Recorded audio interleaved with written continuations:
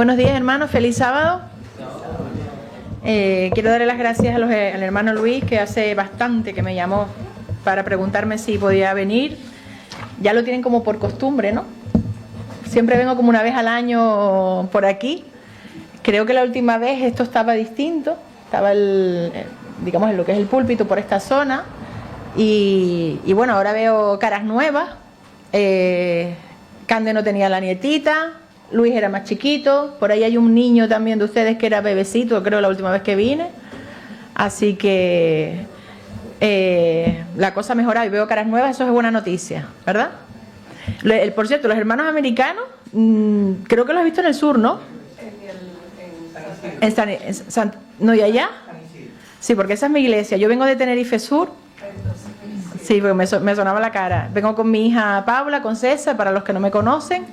Y bueno, allá en la iglesia del sur llevo la secretaría desde hace bastante tiempo. Y ahora tengo también participo en el ministerio de oración y tengo también la clase de los adolescentes. Que ese fue uno de los motivos para elegir el tema de hoy, porque yo tenía otro en mente, pero la semana pasada dimos una historia que me gustó y empecé a profundizar. Digo, creo que algo me dijo, tienes que hablar de esto. Digo, pues nada. Decirles que mi hermano Sagdiel de nuestra congregación del sur, no se encariñen con él, que está aquí temporal, pero aprovechenlo, pónganlo a predicar, porque tiene mucho conocimiento y es un hombre de Dios, así que solo ahí, ¿vale? Nada más, porque él tiene que ir de vuelta. Bueno, pues decirles que hoy es 13 de junio, yo soy de la vieja escuela, ¿vale? Con la libreta, el bolígrafo para las manos y así, voy a subir un poco esto, así. Un 13 de junio como hoy, pero del año 98, yo me bauticé. Tenía 18 años. Pero yo no era de esas personas que me bauticé y cambió mi vida. Mi vida seguía igual. Les hago un resumen. Por la mañana iba para la iglesia y por la noche, un sábado por la noche, ¿ustedes dónde creen que estaba yo?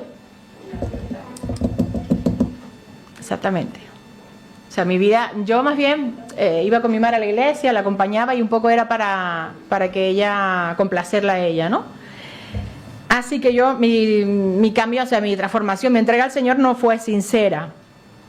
Yo no me relacionaba con ningún joven de la iglesia. Yo me sentaba con mi madre y vieron que los jóvenes se fueron todos juntos a la clase. Yo no, yo me quedaba con mi madre y con los adultos que estaban allí. No participaba en nada, no iba a campamentos, no iba a nada. O sea, era una salvaje, hablando mal. Y encima, estos libros de esta señora, yo decía, pero qué loca es esta, ¿cómo se puede leer estos libros? Lo intentaba y yo decía, pero esta mujer está chiflada de la cabeza, o sea, era una animadversión que tenía horrible. Entonces,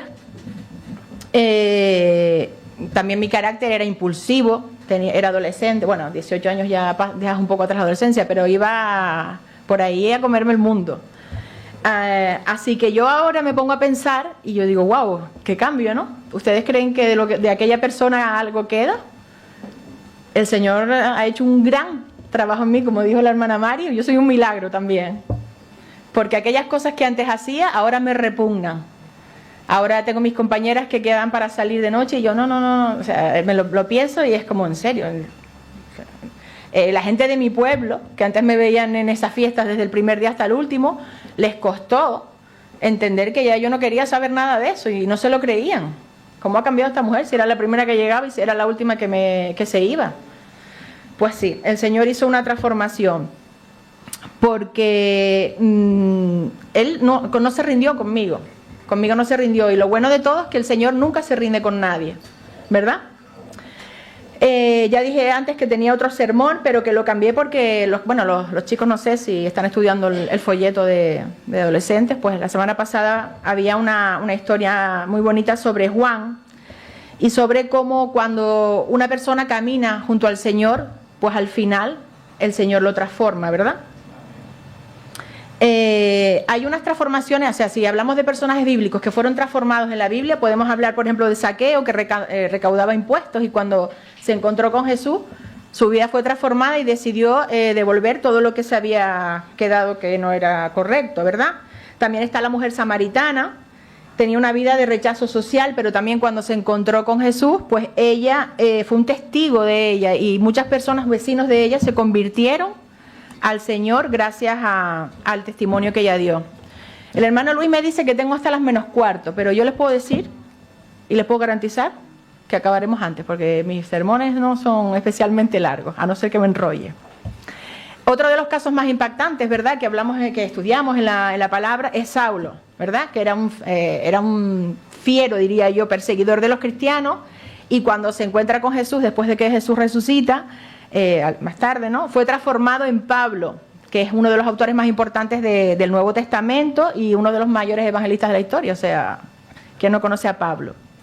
Estas transformaciones fueron importantes, pero hoy vamos a centrarnos en Juan, el discípulo Juan. Yo les voy a invitar para que abran la Biblia y así me ayudan con los textos. ¿Cómo era Juan al principio de su andar con Jesús? Vamos a buscar Lucas 9, 51, 56. Yo quiero que alguien me lo lea. Lucas 9, 51 al 56. Cuando se cumplió el tiempo en él había de ser recibido arriba, afirmó su rostro para ir a Jerusalén y envió mensajeros delante de él, los cuales fueron y entraron en una aldea de los samaritanos para hacerle preparativos, pero no lo recibieron porque su intención era ir a Jerusalén. Al ver esto, Jacobo y Juan, sus discípulos, le dijeron: Señor, ¿quieres que mandemos que descienda fuego del cielo como hizo Elías y los consuma? Entonces, volviéndose, él le respondió diciendo: vosotros no sabéis de qué espíritu sois, porque el Hijo del Hombre no ha venido para perder las almas de los hombres, sino para salvarlas. Y se fueron a otra aldea. Gracias. Bueno, no pierdan de vista este texto. Y me hizo recordar a lo que estaba hablando el hermano antes que estuvo en la escuela sabática, que nosotros decimos ser cristianos, queremos que caiga fuego sobre la gente cuando nos hacen algún contratiempo, ¿verdad? Imagínense Juan, ¿no?, que venía con Jesús, de andar con Jesús, y quería que arrojara fuego para que acabara con ellos. Vamos a ver qué dice el espíritu de profecía de... Ya leo los libros de esta mujer, me encantan. Eso cambió también. A ver qué dice la hermana White de esto. En el capítulo 53 de Hechos de los Apóstoles, el libro este es antiquísimo, era de mi madre, imagínense cómo está, que yo ni los miraba y ahora los tengo ahí todo el día. Dice: Juan no poseía por naturaleza la belleza de carácter que reveló en su postrera experiencia. Tenía defectos graves. No solamente era orgulloso, pretencioso y ambicioso de honor, sino también impetuoso, resistiéndose por la injusticia. Él y su hermano eran llamados hijos del trueno. Mal genio, deseo de venganza, espíritu de crítica, todo eso se encontraba en el discípulo amado. Los defectos del carácter de Juan se manifestaron de una manera destacada en varias ocasiones durante su relación personal con el Salvador. Luego hay otro episodio en el que aprovecharon a la madre, ¿no?, y buscaron él y su hermano posiciones de privilegio, ¿no?, para el reino. Dice que a pesar de las repetidas instrucciones de Jesús relacionado con la naturaleza de su reino, que no era terrenal, ellos tenían la esperanza de un Mesías que ascendería a su trono con majestuoso poder, de acuerdo con los deseos de los hombres.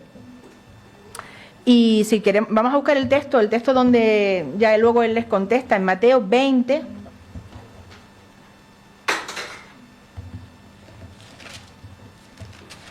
Mateo 20, del 20 al 23. ¿Alguien que lo lea? Entonces la madre de los hijos de Zebedeo vino a Jesús con sus hijos y se postró ante él para pedirle algo. Y él le preguntó: ¿qué deseas? Ella le dijo: ordena que estos dos hijos míos se sienten en tu reino, uno a tu derecha y el otro a tu izquierda. Entonces Jesús respondió: no sabéis lo que pedís.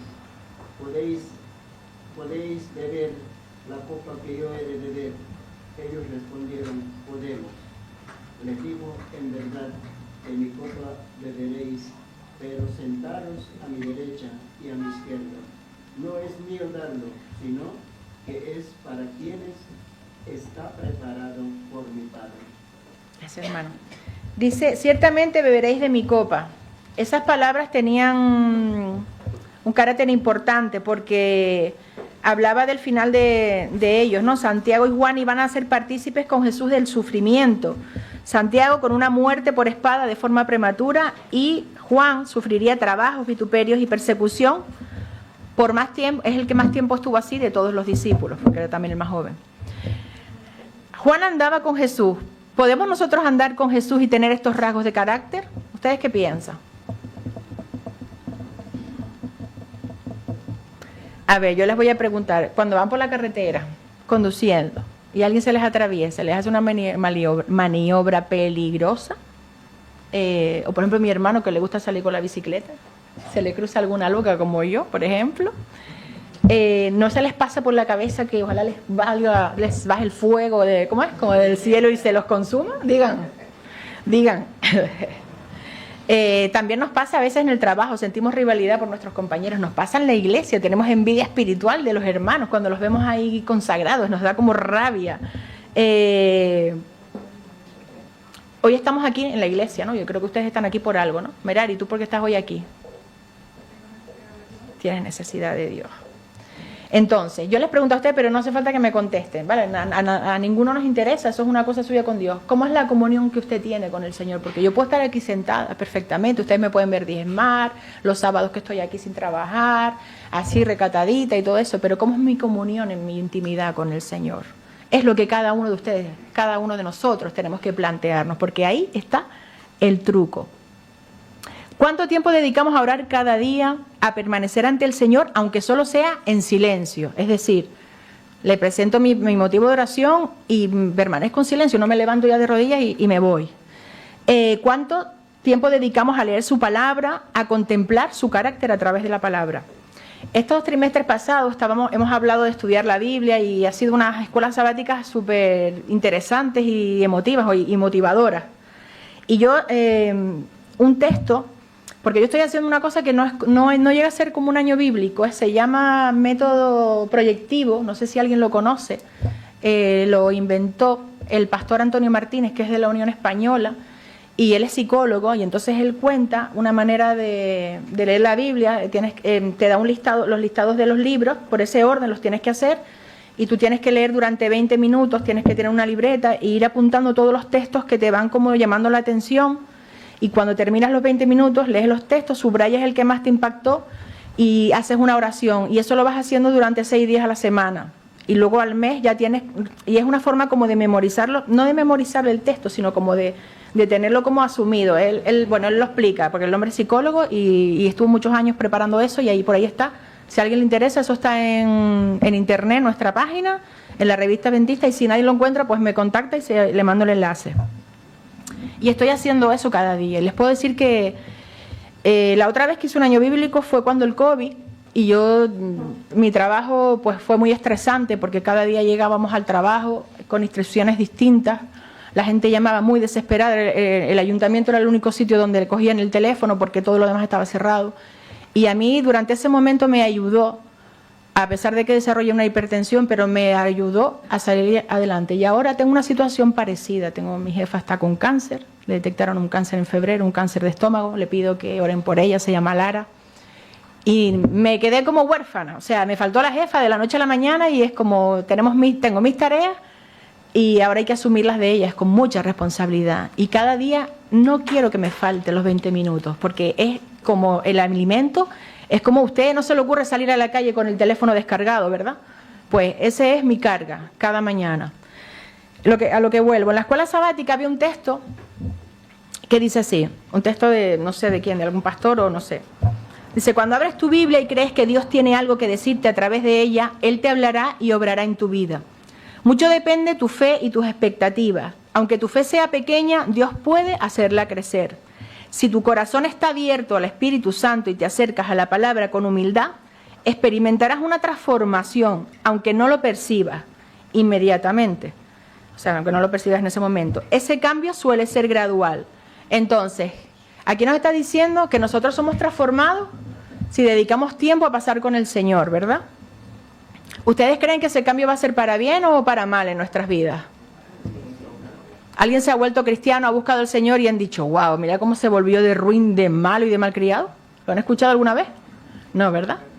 Más bien todo lo contrario, ¿no? Yo siempre me acuerdo cuando iba a la iglesia, como les dije antes, así jovencita. ¿Quién conoce al hermano José Ramón, que ya está viejito?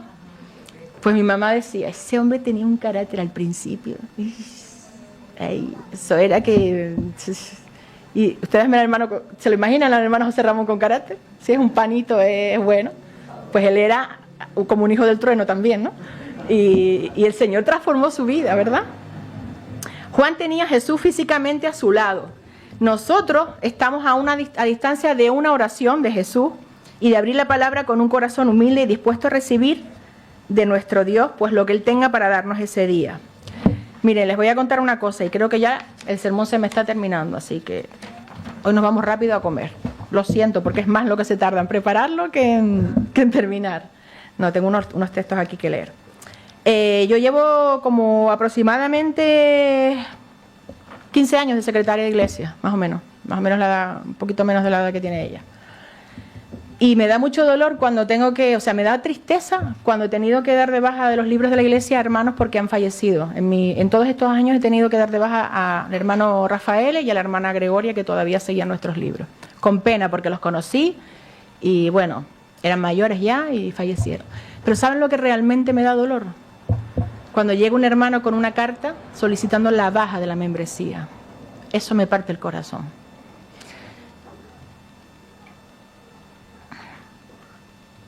Hace poco tuve un caso de un hermano que me entrega la carta y me pone en la carta que siente que Dios lo ha abandonado, que tiene una vida descuidada de oración, de comunión y que él no es digno de la salvación.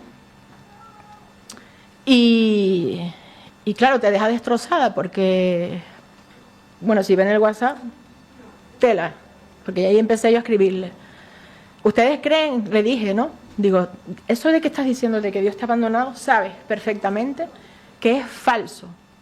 Tú estás reconociendo en tu carta que tú tienes una vida cristiana, o sea, una comunión miserable. O sea, esto es, hermano, lo que les quiero decir con esto, si nos apartamos del Señor, si dejamos de leer la Biblia, si dejamos de orar, para el cristiano no es que sea malo, es que es peligroso.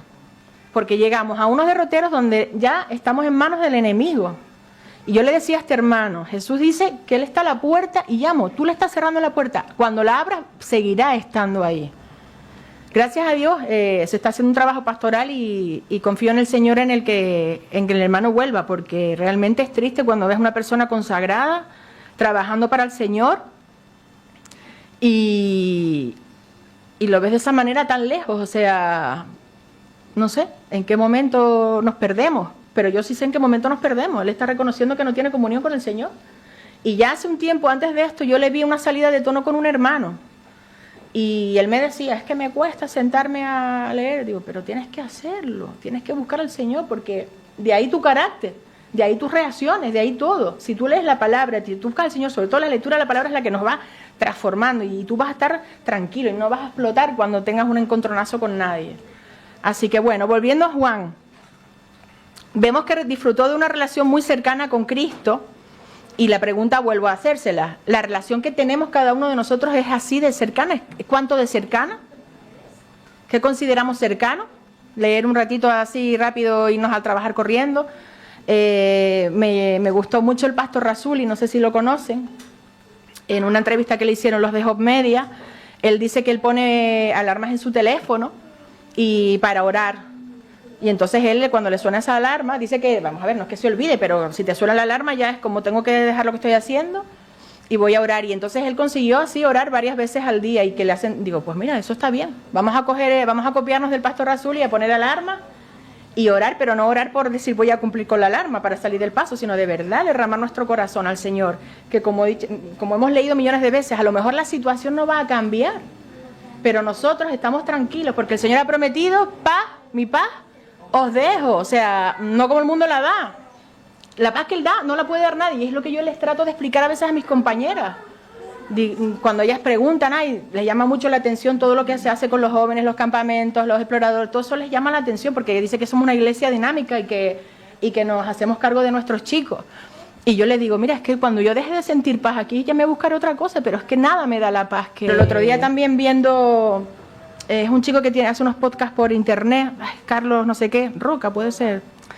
Ella entrevistó a una enfermera que era de cuidados paliativos infantiles. Y una de las cosas que ella dijo es que ella notaba que las personas que eran creyentes y que oraban, llevaban la enfermedad de los últimos días de sus niños de otra manera. Ese bálsamo que el Señor nos da. Nos cubre con su manto de gracia, nos da como, a pesar de todo, ¿verdad? Bueno, ¿cómo ocurre la transformación de Juan? Dice que, me dejé esto atrás. Volviendo a Juan, vemos que disfrutó de una relación cercana con Cristo, estuvo presente en momentos especiales en la transfiguración, también cuando él estuvo en agonía en el Getsemaní, y cuando fue la crucifixión donde Jesús le confió a su madre. ¿Cómo ocurre la transformación de Juan? Primero, la cercanía con Cristo. Juan pasó tiempo con Jesús, escuchó sus enseñanzas y observó su ejemplo, ¿verdad? Si pasamos tiempo con una persona, al final o a ti se te pegan cosas de ella o a ella se le pegan cosas de ti, ¿no? Segundo, dice que Jesús lo corregía con amor. Reprendió los errores de Juan sin rechazarlo. Le enseñó paciencia, humildad y misericordia. Por eso es importante también nosotros a veces como padres, cómo tenemos que corregir a nuestros niños. Pues así es el Señor, nos corrige con amor y el poder del amor divino. Juan contempló el sacrificio de Cristo. El amor de Jesús cambió su manera de pensar y de actuar. Debajo de aquel carácter que tenía Juan inicialmente, Jesús discernía un corazón ardiente, sincero y amante. Jesús reprendió su egoísmo, frustró sus ambiciones, probó su fe y le reveló aquello por lo que su alma suspiraba, que era la hermosura de la santidad y el poder transformador del amor. Voy a leer unos textos de la hermana White para complementar un poco esto, Dice: la profundidad y el fervor del afecto de Juan hacia su maestro no era la causa del amor de Cristo hacia él, sino el efecto de ese amor. Juan deseaba llegar a ser semejante a Jesús y bajo la influencia transformadora del amor de Cristo llegó a ser manso y humilde. Su yo estaba escondido en Jesús. Juan conoció al Salvador por experiencia propia. Las lecciones de su maestro se grabaron sobre su alma. Cuando él testificaba de la gracia del Salvador, su lenguaje sencillo era elocuente por el amor que llenaba todo su ser. A causa de su profundo amor hacia Cristo, Juan deseaba siempre estar cerca de él. El Salvador amaba a los 12, pero el espíritu de Juan era el más receptivo. Era más joven que los demás y con mayor confianza infantil. Abrió su corazón a Jesús. Así llegó a simpatizar más con Cristo y mediante él, las más profundas lecciones espirituales de Cristo fueron comunicadas al pueblo. Y dice aquí para nosotros: Jesús ama a aquellos que representan al Padre y Juan pudo hablar del amor del Padre como no lo pudo hacer ningún otro de los discípulos. Reveló a sus semejantes lo que sentía en su propia alma, representando en su carácter los atributos de Dios. La gloria del Señor se expresaba en su semblante, y esto me encanta, hermanos, porque ahora les digo, la belleza de la santidad que le había transformado brillaba en su rostro con resplandor semejante al de Cristo. En su adoración y amor contemplaba al Salvador hasta que la semejanza a Cristo y el compañerismo con Él llegaron a ser su único deseo y en su carácter se reflejó el carácter del Maestro. Dice aquí: la gloria del Señor se expresaba en su semblante, la belleza de la santidad que le había transformado brillaba en su rostro con resplandor semejante al de Cristo. Yo soy de las que creo que cuando nosotros nos convertimos al Señor, estamos entregados a Él, nos cambia hasta la cara. Una vez vi un documental de un lugar de Latinoamérica y hablaban de, no sé, no me acuerdo el país, ni me acuerdo porque me quedé como tan impactada. El chico que hablaba contaba todas las cosas malas que había hecho, todo lo que ustedes se pueden imaginar. Era sicario, atacó a mujeres, de todo, pero es que él tenía una paz en su rostro.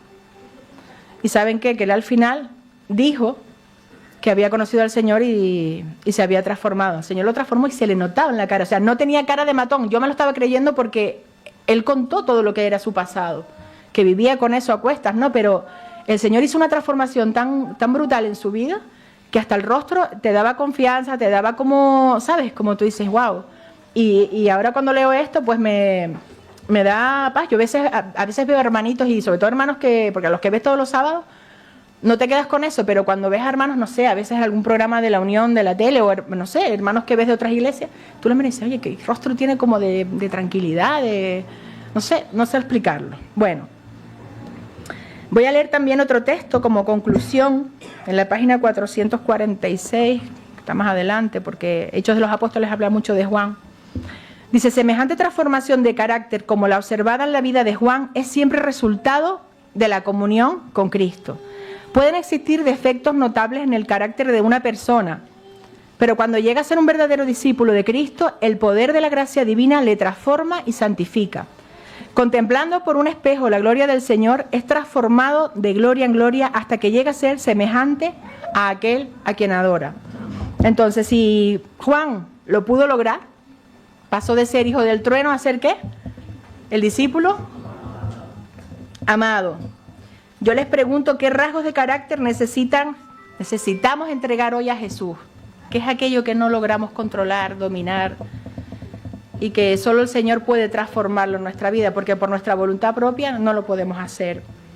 ¿Estás permitiendo que el amor de Cristo transforme tu vida como transformó lo de Juan? Acuérdense, como dijo el hermano, que somos cristianos y que somos cartas leídas. Y es como cuando llevamos una camiseta de ADRA o del Día del Impacto de Juvenil, llevamos una camiseta fija que pone que eres cristiano. En el trabajo, todo el mundo está pendiente de tus respuestas, de tus reacciones, en tu vecindario, como dijo él, en todos lados. Imagínense, porque una vez me pasó un caso que yo iba para la iglesia y aquella autopista nuestra del sur aquello es una jungla allí. Allí te salen cuello. Bueno, y si por la noche les digo, ya es peor. Iba para la iglesia y no sé, creo que fue que dejé salir a uno de los cristianos y claro, yo adelanté para meterme a la derecha y el tipo adelantó por aquí, no me dejaba meter, luego se me pegó otro detrás y me tenían bloqueado entre uno y otro. Y yo dije, Dios, primero me tengo que morder la lengua porque están mis hijos delante, imagínense el ejemplo, porque mi hijo una vez me dijo, claro, tan santita en la iglesia y luego aquí se te salen todos los apellidos en el coche. Pero yo pensé, digo, imagínate que yo lo insulto al hombre. Y llego a la iglesia y ese hombre entra por la puerta porque decidió ir a buscar a Jesús ese sábado. No lo han pensado, digo, yo me muero. Entonces eso me tranquilicé, digo, no, además el Señor también murió por él y relájense. Porque, bueno, imagínense. Yo quiero que busque para terminar, primera de Juan 4:7.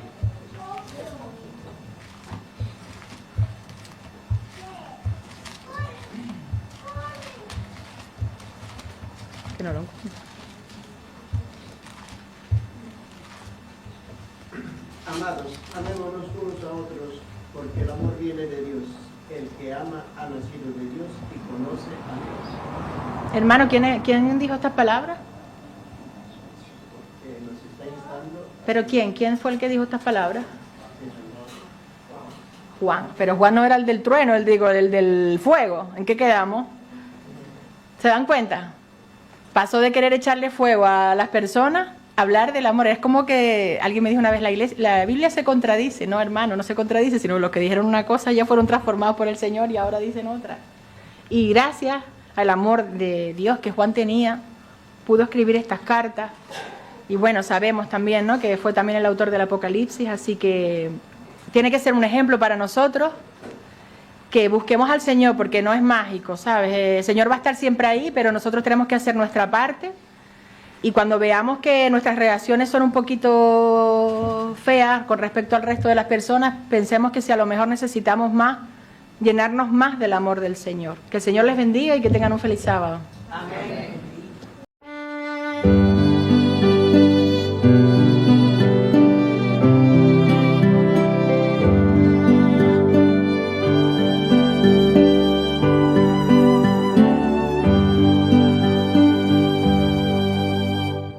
Tan triste y tan lejos de Dios me sentí, y sin el perdón de Jesús.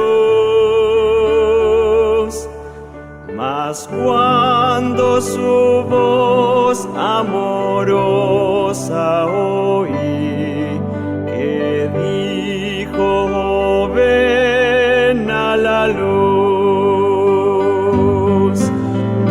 todo dejé para andar en la luz, no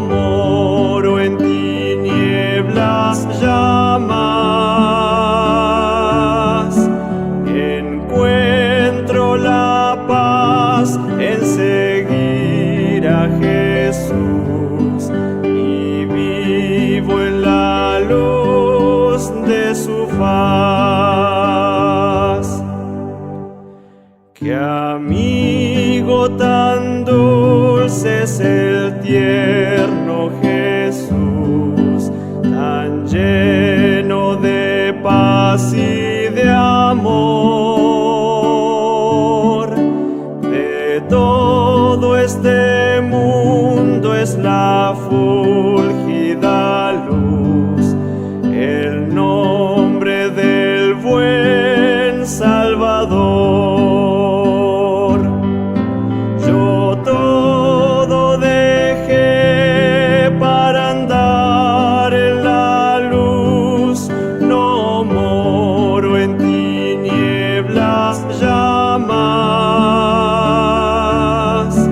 Encuentro la paz en seguir a Jesús y vivo en la luz de su faz.